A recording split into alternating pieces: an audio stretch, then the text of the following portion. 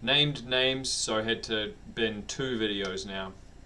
Trying to be careful with this thing. I don't want the names of all my people to get out on these videos.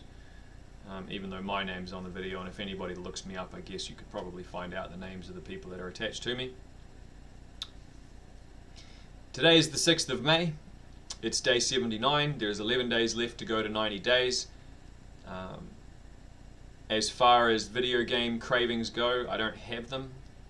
Although I have made my mind up that after the 90 days, I will be picking up LA Noire for my girl and I to play on date nights. We talked about it the other day, and she said she missed hanging out doing that, and she also said that she had fun. And she's not. One of the things that's great about my marriage this time around is that we're honest with each other about things we like or don't like from each other's hobbies. And when she gets into true crime stuff on TV, I can safely say, like, I'm not enjoying this, so I'm going to go downstairs and hang out by myself. Or I can say, I'm not enjoying this, and so we'll change whatever it is that we're consuming. And the same goes for video games. Like, there's a lot of video games that she doesn't give a shit about, but the ones she is interested in, or the ones she has fun watching me or getting involved, like we played Children of Morta together, which is a procedurally generated game for 2-player co-op, and the story is interesting, kind of neat.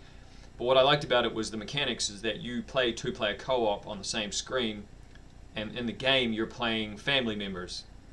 And so she and I actually played that game together for, maybe an hour every couple of times a week. We would play it together, and that was fun too. Like, it was nice to do those things by ourselves, or socially gaming with the partner.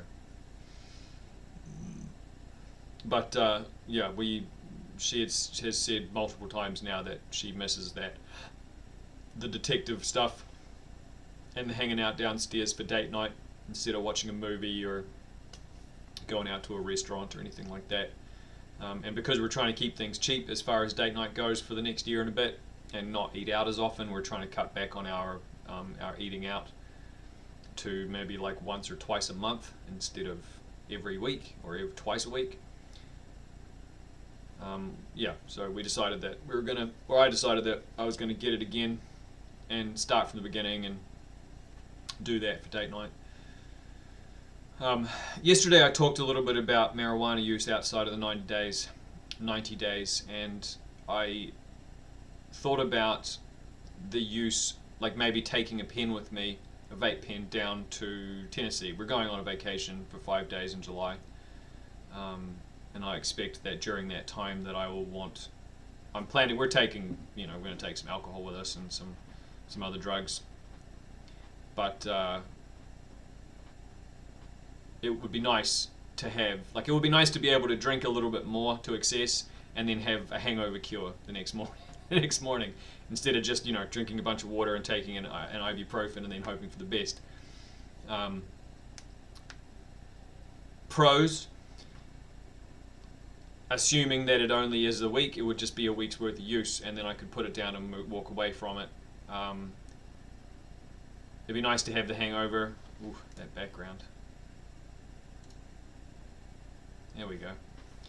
It would be nice to have that drug sort of in the background for the other drugs. I will say that I do prefer to come off of stronger drugs and have marijuana available. Like, if you're a person who likes to do LSD, or you like to trip on mushrooms, or you like to do Molly, or those types of drugs, the party drugs essentially, or the hallucinogens, once you come down from those drugs, it's nice to have marijuana there to kind of soften the come down.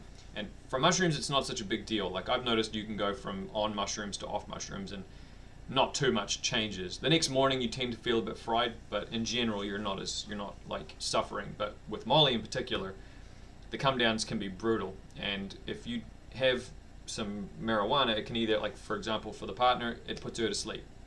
So rather than spending a bunch of time sort of on the post come down jitters on Molly, she can take a couple of hits off of a vape pen and knock herself out, and then she wakes up in the morning and she's been able to get some sleep.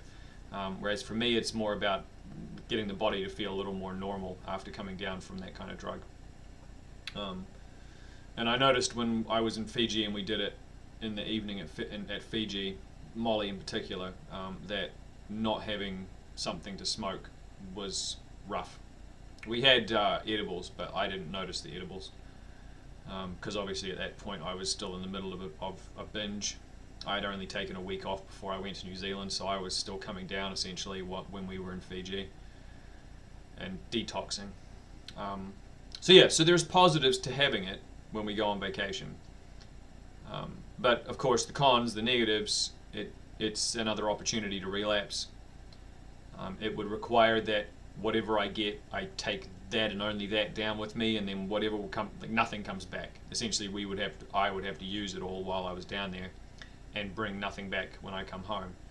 And that's doable. I foresee that that's doable, but it also makes me worried about the brain and the addictive personality finding legitimate, justified, like, okay, it's vacation, it's only for a week, it's going to be an isolated instance of use, and then once that's there, then it's done, and I come back and I'm not using.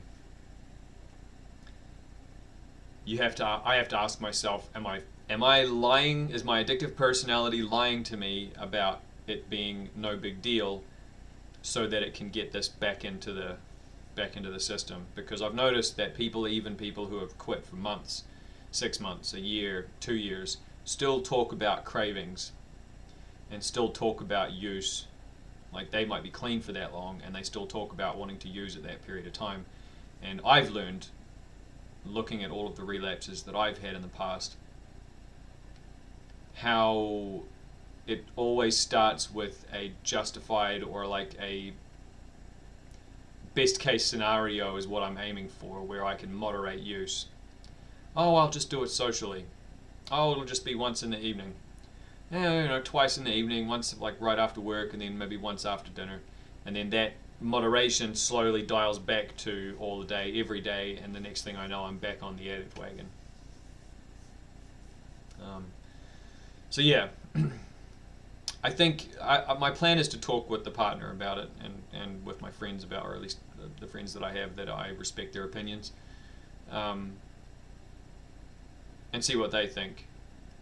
Because I'm convinced that going away on vacation and doing that would be manageable. But I would like to hear what their thoughts are as different perspectives, and I think that might be useful. Started in, or at least getting myself set up to start trading on crypto. I'm 4 years late to the party. I wished I'd started when my friend had mentioned me to get started, but I feel like we're still in the wild west of it at the moment. Obviously it's not being regulated, and there's still a lot of crazy stuff happening. So my intention is to get on and see how it goes. Treating it like a sort of another savings account. One of the things that I've heard and I have realized is a smart way to live your life is not to put all of your eggs in one basket. And when it comes to bank accounts and savings, that's actually good advice. Having a savings account, having a 401k, having maybe a Roth or an IRA rather, having some money in the stock market that you can play with, or that you're putting into sort of long-term investments that, like, good indexes or strong companies, however you're choosing to do it. And then also with crypto, I think on the side, it's being run out and managed and it's expressing itself in the market in a similar way to gold, where when the market goes down, gold goes up. The same thing seems to be happening with crypto, where the market goes down, crypto goes up. And despite the fact that it doesn't have as many applications now, or certainly in the past, and it's getting more applications now. These NFTs and people using it, like you can use crypto to buy things online now, using wallets that you have on your phone, or apps, or even through websites. We're still in the young period of all of this, and I think it's I don't know that it's necessarily a safe bet, but getting in now feels like I'm still getting in the infancy. and then this will likely be the last sort of big technological thing that I'll have to learn how to manage. And then once we have kids, then the kids can take over technology, and I won't have to worry about it. So, yeah. But it's been interesting watching the currencies that my friends have been involved in, how much money they've made off of them. It's not a huge amount, a couple of grand here and there over the course of several years, but again, as a savings account, just sort of throwing 50 or $100 a month at it without thinking, and just kind of it going out automatically into those accounts, that seems like a good way to go. And it's not keeping your eggs in one basket. Anyway, that's all for me today. It's time to get on to do some work. It's 10 o'clock now, so I need to get my A into G. So that's it from me. Ka kite.